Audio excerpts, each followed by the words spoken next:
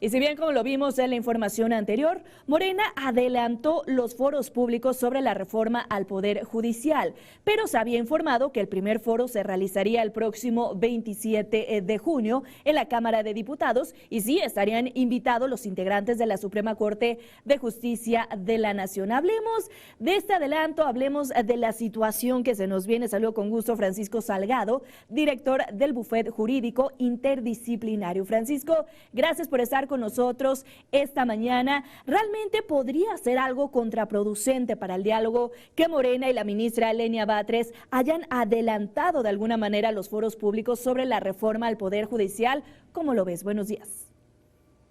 Hola, ¿qué tal, Lidia? ¿Cómo estás? Muy buenos días al público. Mira, son cosas distintas para mercados y públicos diferentes. Lo que vimos que sucedió este fin de semana va dirigido para las huestes de Morena, van dirigidos para las personas que Morena fue su opción y hoy quieren apoyarlos. Los foros, que hablamos de 9 que ya se determinaron la semana pasada, esos foros son totalmente distintos. Van a ser en 8 estados de la República y repite el Distrito Federal. Van a ser 9 foros que son los que están destinados para que los profesionistas, los colegios de abogados y en general las personas vayan, escuchen y de ahí salga un documento que después tendrán que estar en pleno y que ahí deben de discutirlo para que con base en eso se haga lo que es la propuesta de la reforma. Entonces, son cosas distintas. Seguramente Morena seguirá, ¿no?, haciendo estos informes, pero nada que ver con los 9 oficiales, Lidia. Y justo mencionabas sobre estos 9 foros que se van a llevar a cabo. A mí me genera conflicto. Entiendo que en el Pleno es en donde se van a estar discutiendo las propuestas que salgan de estos foros, pero ¿quién realmente será la autoridad de determinar qué propuesta pasa, qué propuesta no pasa? ¿Habrá imparcialidad?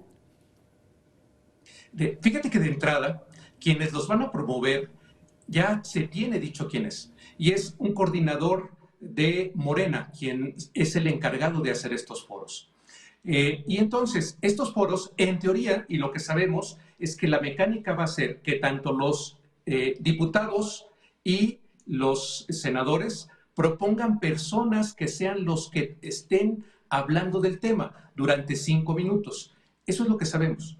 Después de que se hable de esos temas, en cada uno de los estados, de estos 8 estados en los que se va a tratar, seguramente se hará una minuta, Lidia. Y con base en esa minuta, ya después vendrá un resumen en el que ese resumen seguramente es el que pasará al Pleno para que ese sea discutido. Pero el Pleno vendrá hasta después. Ellos serán los que dirán qué es lo que quieren incluir en esta reforma, de acuerdo a lo que, y te adelanto desde ahorita, van a decir de acuerdo a lo que hemos recibido de los foros realizados, esto es lo que pretendemos se haga en la reforma. Ya desde hoy sabemos qué es lo que nos van a decir.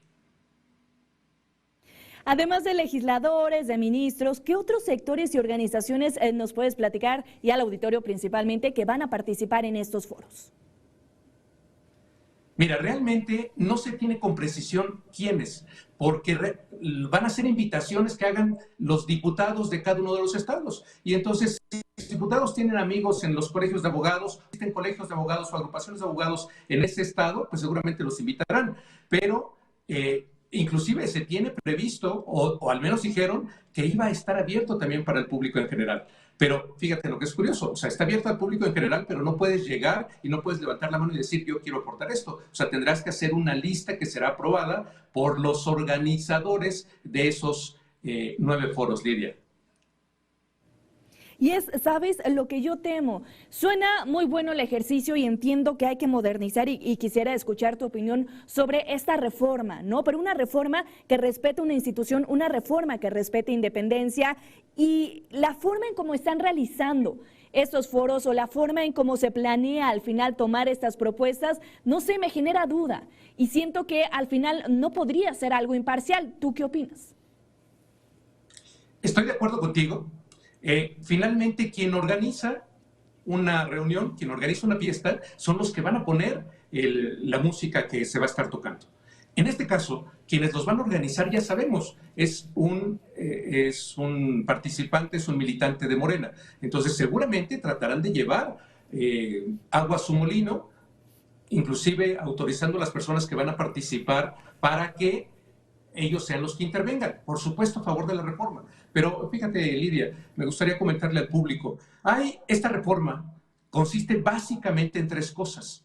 No es solamente la parte de la elección de los ministros por el voto popular. Esa es una de las cosas de las que se trata. Inclusive se supone que le van a dejar 10 al Poder Ejecutivo, 10 al Poder Legislativo y 10 al Poder Judicial, que sean las propuestas para que de ahí salgan 9 ministros, Lidia. Pero fíjate, ya de entrada, ya debemos de saber, a ver, ¿en manos de quién va a estar la propuesta de los 10 del Poder Legislativo? Si tenemos mayoría legislativa del grupo parlamentario de Morena, pues seguramente ellos propondrán a sus 10 personas. El presidente o la presidenta, ¿no? En ese momento, ¿a quién propondrá? Pues propondrá a sus 10 personas, que también es de Morena. Entonces tenemos a 20 personas propuestas de Morena. Y ya después vendrá el Poder Judicial, que seguramente ellos lo harán por personas distintas. Entonces, ahí de entrada ya hay una inequidad, porque sabemos que los dados van a estar cargados para el partido en el poder en este momento. Pero bueno, finalmente esa es una de las principales cosas que incluye la reforma. La segunda cosa que incluye la reforma es la separación del Consejo de la Judicatura. El Consejo de la Judicatura realmente es a donde pertenecen todos los trabajadores de justicia del sistema federal. Amigos, el sistema federal es el que compone la República Mexicana, no es el que ustedes tienen en cada uno de sus estados. En cada uno de sus estados hay 32 poderes judiciales distintos. Y entonces hablamos solamente del poder de la República Mexicana.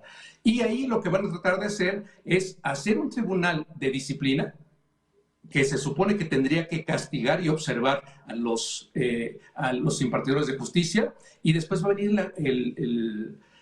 una comisión de administración. Y por último, la tercera cosa de la que se trata la reforma, Lidia, habla de las remuneraciones.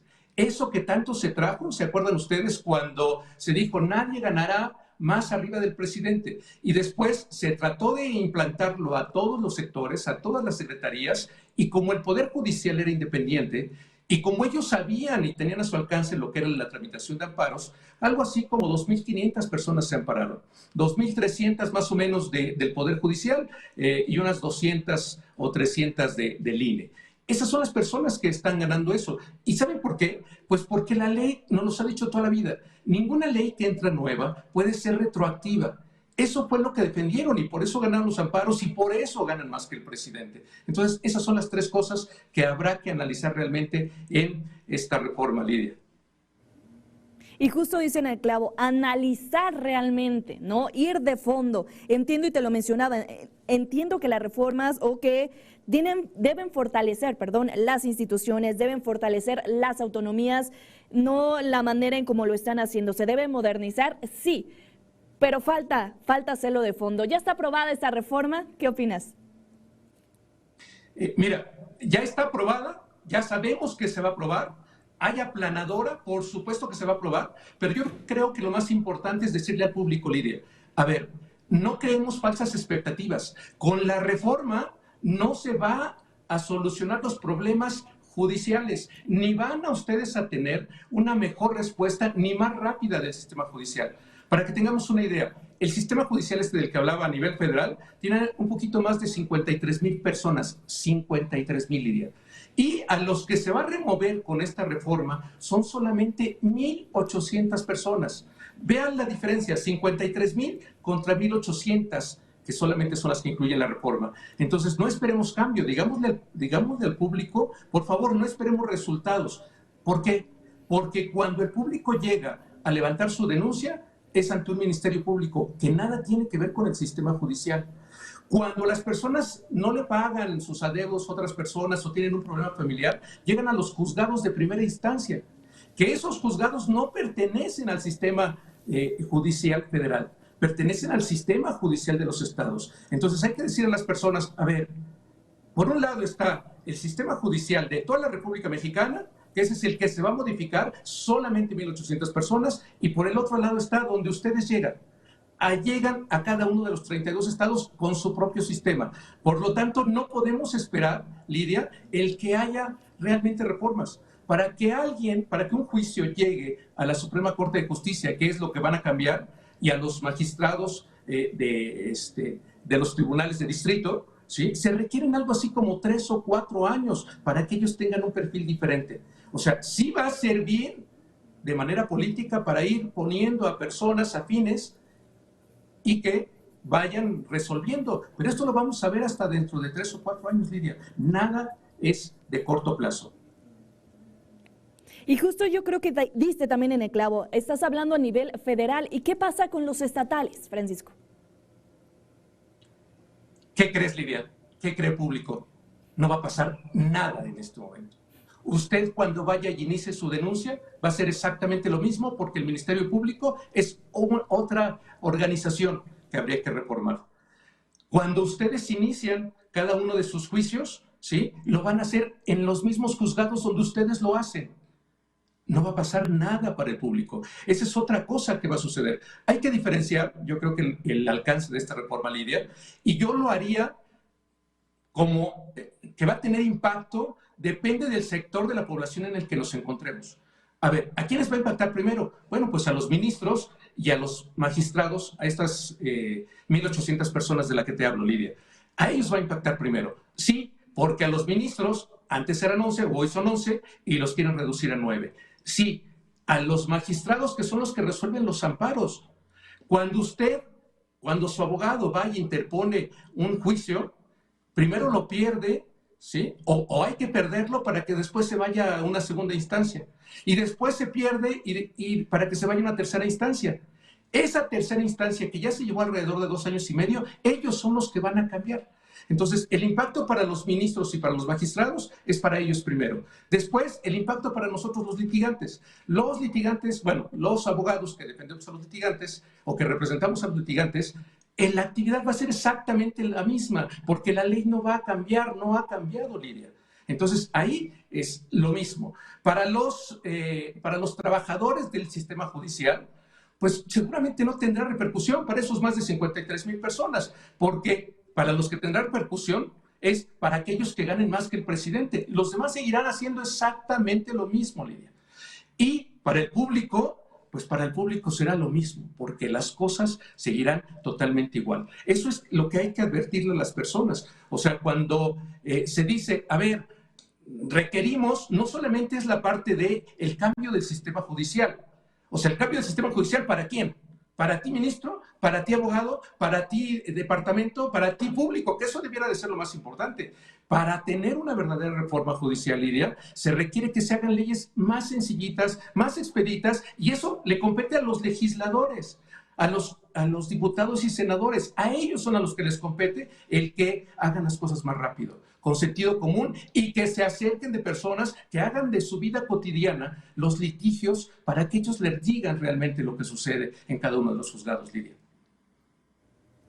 Francisco Salgado, qué gusto platicar contigo. Estoy segura vamos a retomar estos temas y me dará mucho gusto coincidir para seguir analizando esta situación y haciendo que el auditorio reflexione sobre lo que está ocurriendo en nuestro país. Muchísimas gracias, Francisco Salgado, director del Bufete Jurídico Interdisciplinario. Ya lo escucharon, parte de estas entrevistas